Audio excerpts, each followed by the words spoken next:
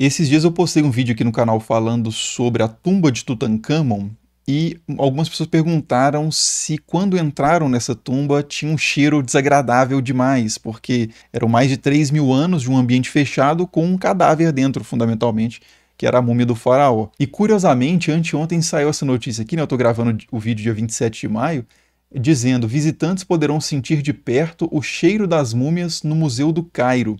Cientistas vão recriar odores agradáveis encontrados em 9 sarcófagos para que turistas se aproximem mais do Antigo Egito.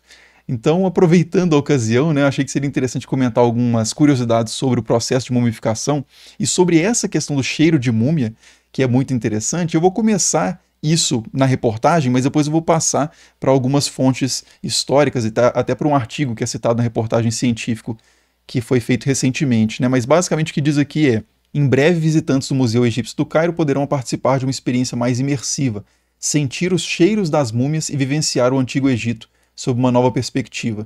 A novidade se deve a uma pesquisa recente elaborada por cientistas da Universidade de Londres e também da Eslovênia, que analisaram os odores de 9 múmias egípcias e identificaram que, mesmo depois de 5.000 anos, elas possuem aromas agradáveis como amadeirados, doces e picantes, e não fétidos, como seria esperado depois de tanto tempo encerradas em um sarcófago, né? E é basicamente isso aqui mesmo. Na verdade, não é 5.000 anos, porque esse estudo foi feito a partir, usando múmias do Novo Império para frente, então é 1500 a.C. para frente, então no máximo 3.500 anos atrás, e também não é exatamente picantes, né? As 3 notas principais aromáticas que eles perceberam na análise, tanto química quanto empregando um corpo ali de farejadores de múmia, né? Um comitê de voluntários especializados nessa questão de análises olfativas e tal, eles chegaram a essas notas principais que são amadeirado, doce e não é exatamente picantes, né? Esse picante eles provavelmente traduziram do spicy, que significa picante em inglês mesmo, mas no contexto do artigo significa de especiarias, né? Condimentado talvez fosse uma tradução melhor. É o spice de spices, né, de especiarias. O estudo é esse aqui, inclusive, né, corpos mumificados do Antigo Egito, uma análise interdisciplinar do seu cheiro, né, dos seus aromas. E aqui diz, né, que o objetivo era avaliar se os cheiros atuais das múmias refletem o material de mumificação e, se for o caso, como que essas informações, né, que informações podem ser usadas relacionadas a isso para a interpretação da coleção de múmias e também a conservação desse acervo histórico, né, arqueológico, material. Então, voltando lá para a reportagem, né, o curioso estudo foi motivado pelo interesse dos cientistas em descobrir mais sobre as substâncias utilizadas na mumificação e, para levar adiante a pesquisa, usaram técnicas parecidas com a dos fabricantes de perfume para extrair aromas exóticos e raros. Aqui eu lembrei daquele filme Perfume, né? Quem não assistiu, é um filme interessante, eu gosto. Os odores foram retirados e colocados dentro de um cartucho fechado a vácuo com polímeros para conservação. O cheiro exalado pelos corpos identifica o estado em que se encontram. Se for de mofo ou de chulé, por exemplo, é sinal de conservação alterada. Então isso aqui é uma forma de identificar o estado de preservação da múmia também, não invasiva, né, de você conseguir, sem precisar desmontar o corpo ou retirar amostras, você ter informações já sobre o estado de conservação da múmia, de novo, né, sem precisar interferir no material muito delicado que é o corpo embalsamado. E aí a grande pergunta aqui é: por que essas múmias têm um cheiro agradável, né? Esse cheiro de condimentos? Isso tem a ver com o preparo da múmia durante o processo de mumificação, de embalsamamento. A gente pode esquematicamente resumir aqui o processo de mumificação em 5 etapas principais, né? Que era primeiro retirar os órgãos internos, que são mais úmidos, né? Apodreceriam mais rapidamente. Então eles eram retirados e colocados geralmente em vasos canópicos, que são pequenos vasos, geralmente com a cabeça dos filhos de Horus, né, os 4 filhos de Horus, que guardavam essa parte do corpo. E aí depois, removidas essas partes que apodrecem mais rápido, o corpo era desidratado com natrão, que é uma substância que puxava a umidade ali do corpo também, né, de novo, para impedir esse apodrecimento. E depois que o corpo era desidratado, para devolver o aspecto vivaz, né, viçoso para ele, eram utilizados óleos e resinas, e essas substâncias eram aromáticas, né, tinha mirra, por exemplo, incenso mesmo, óleo de cedro, então é daí que vem esse aroma spice, né, esse aroma de especiarias condimentado das múmias. E aí depois o corpo era preenchido, né, para ele não colapsar com o peso, já que ele não tinha nada dentro, você precisava preencher o corpo, e nesse processo de preenchimento o corpo era lavado antes de preencher com vinho de palmeira, era colocado betume, outras substâncias, às vezes palha, metais, amuletos, enfim, cada múmia, dependendo do período, dependendo da importância da pessoa, do poder aquisitivo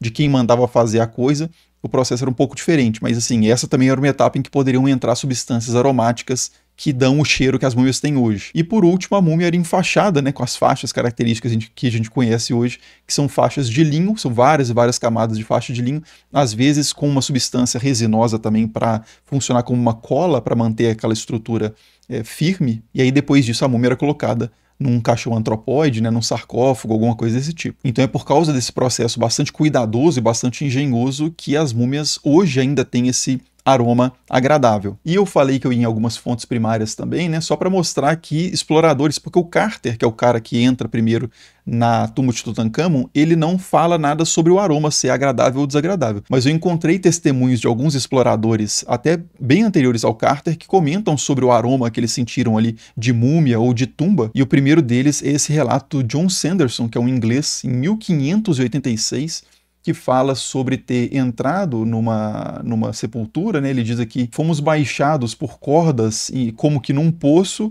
com velas de cera queimando nas nossas mãos, e andamos sobre corpos de todos os tipos, grandes e pequenos, e alguns embalsamados em pequenos vasos, né? Isso aqui provavelmente é uma referência aos jarros canopos que guardavam os órgãos, né? Ele não deve ter entendido muito bem o que era essa estrutura. E ele descreve que esses pequenos vasos estavam ali aos pés dos corpos maiores, né? Certamente são os vasos canopos aqui. E aí, finalmente, ele diz aqui o que mais importa para nós, né? Que eles não emitiam nenhum tipo de odor nocivo, mas eram como piche, né? Como betume, que era uma substância que era utilizada muito, essa substância, no processo de mumificação. E era extraída também para usos medicinais na Europa por volta do século XII para frente, até o século XVIII, até um pouquinho do XIX. Múmia era utilizada como remédio. Eu já fiz um vídeo aqui no canal sobre isso. E outra fonte primária interessante também que fala sobre o odor de múmia está aqui nas Transações Filosóficas da Royal Society de Londres. Isso aqui já é de 1764, né, 1764. E aqui a gente lê o seguinte: tem-se imaginado que a principal substância usada pelos egípcios para embalsamar é o asfalto, ou betume, mas o que nós encontramos era certamente um produto vegetal. O cheiro que era produzido enquanto se queimava esse material era muito diferente de asfalto e não parecia também com o piche comum de abeto. Ao invés disso, ele era bastante aromático. E o que ele encontra de mais parecido para comparar esse cheiro é o cheiro de mirra, né, que é uma resina aromática retirada da planta com esse nome também, que é o mesmo produto lá dos Três Reis Magos, né, ou dos Reis Magos, ou dos Magos do Oriente, sobre os quais eu já fiz vídeo aqui também no canal. Mas enfim, então não, respondendo ao que o pessoal que perguntou, a tumba de Tutankhamon provavelmente não tinha um cheiro de podridão, pelo menos não vindo da múmia, talvez um cheiro de mofo vindo dos objetos de madeira, de objetos de linho, por exemplo, as roupas guardadas nos baús, mas o faraó em si, o Tutankhamon, provavelmente estava limpinho e cheirosinho, né, sem emitir nenhum odor desagradável. E aproveitando, eu queria te convidar para ver essas coisas em primeira mão, né? Para ir lá na tumba do Tutankhamon, para ir no Museu Egípcio do Cairo, sentir cheiro de múmia se já estiver funcionando essa parte comigo, porque eu tô indo pro Egito em fevereiro do ano que vem. Vou levar um grupo para visitar as grandes pirâmides, o templo de Ramsés, fazer um cruzeiro pelo Nilo. Então assim, vai ser uma viagem absurda, né? E se você puder participar, vai ser muito massa. Mais informações clicando no link aí embaixo na descrição do vídeo e no primeiro comentário fixado. E na descrição do vídeo também, claro, estarão como sempre as referências consultadas para fazer esse vídeo aqui, para quem quiser se aprofundar. E é isso, nos vemos aí nos próximos vídeos, quem sabe lá na viagem pro Egito também. Por enquanto é só. Falou!